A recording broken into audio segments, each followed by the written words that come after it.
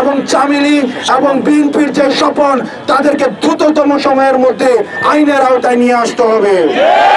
নাগরিকের অংশগ্রহণে যে বিপ্লবটি হয়েছে আমরা দেখেছি, আমাদের বিপ্লবকালীন সময়ে, আমাদের গণ অভ্যুত্থানকালীন সময়ে আমাদের সকল শ্রেণী পেশার মানুষ, ছাত্র নাগরিক সবাই রাস্তায় নেমে এসেছিল।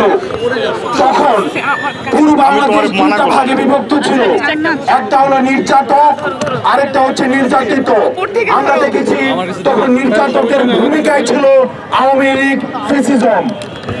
আজকে দুর্ভাগ্যের বিষয়, এতদিন আওয়ামী লীগ ক্লকওয়াইজ করাপশন করেছে, ক্লকওয়াইজ চাঁদাবাজি করেছে, ক্লকওয়াইজ টেন্ডারবাজি করেছে, ক্লকওয়াইজ সিন্ডিকেট করেছে। আমরা আশাহত হচ্ছি আমাদের ছাত্র নাগরিকের অভ্যুত্থানকে পুঁজি করে এন্টি ক্লকওয়াইজ হিসেবে আবার অন্যান্য রাজনৈতিক দল তারা আবার এই সিন্ডিকেট, চাঁদাবাজি, আবার এই ধরনের অপকর্মগুলো রাষ্ট্রে পুনর্বাসন করার চেষ্টা করছে। আমরা ছাত্র নাগরিকদের কাছ থেকে আপনাদেরকে আহ্বান জানাচ্ছি, আপনাদেরকে সতর্ক করছি, বাংলাদেশে আর কোনোদিন ক্লকওয়াইজ, এন্টি ক্লকওয়াইজ কোন ধরনের করাপশনের পুনর্বাসন আর হবে না। সিন্ডিকেট, চাঁদাবাজি, আমরা যেই জিনিসগুলো প্রতিনিয়ত মানুষের জীবনকে দুর্বিষহ করে তুলেছে সেগুলো স্থায়ী পুনর্বাসন আমরা নিশ্চিত করব। আমরা স্থায়ীভাবে যেভাবে ফ্যাসিস্ট সরকারকে আমরা বর্ডার ক্রস করে পাঠিয়েছি, আমরা ঠিক এই চাঁদাবাজ, দুর্নীতিবাজ, সিন্ডিকেট যারা লালন করে, পোষণ করে, যে কোনো রাজনৈতিক দলের হোক না কেন তাদেরকে আমরা ঠিক সেভাবে আমরা আইনের হাতে সোপর্দ করে দিব। আমরা দেখছি গত কিছুদিন ধরে আন্দোলন পরবর্তী সময়ে বিভিন্ন জায়গায় টোকেন দিয়ে চাঁদাবাজির যে প্রচলনটি আওয়ামী ফ্যাসিজমের সময় ছিল সেটি বন্ধ ছিল। আবার দেখছি এখন বিভিন্ন রাজনৈতিক দলের পৃষ্ঠপোষকতায় বিভিন্ন টেম্পু স্ট্যান্ড, ফেরিঘাটে, কাঁচা বাজারে, রাস্তার মোড়ে, বিভিন্ন ফ্লাইওভারের নিচে আবার বিভিন্ন টোকেন বাণিজ্য শুরু হয়েছে।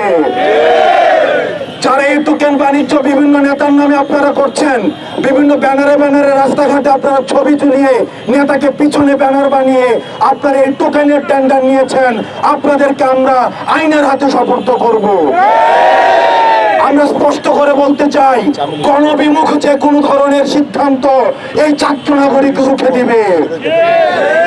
আপনারা জানবেন আজকে যারা আমাদের বন্ধু সাদির উপরে যে আজকে যে নির্যাতনটি চালিয়েছে, যেভাবে নৃশংস যেভাবে নির্যাতনটি চালিয়েছে সেটি হচ্ছে গণমাধ্যমের মুখকে বন্ধ করে দেওয়ার পায় তারা।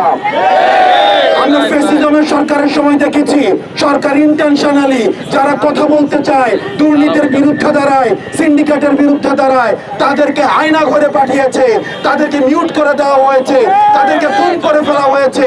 এই ফ্যাসিজমের দোষর অন্য নামে, ভিন্ন নামে, বিভিন্ন রাজনৈতিক নামে আবার আমার বন্ধু সাদির উপরে, সাংবাদিক সমিতির সভাপতির উপরে যেই ধরনের অতর্কিত হামলা করেছে আমরা সেগুলোকে ফ্যাসিস্ট লিগেসি হিসাবে চিহ্নিত করি এবং সেগুলোর স্থায়ীভাবে পুনরুৎঘাটন পর্যন্ত, আমাদের স্থায়ীভাবে সমূলে উৎপাদন না হওয়া পর্যন্ত আমাদের আন্দোলন অব্যাহত থাকবে।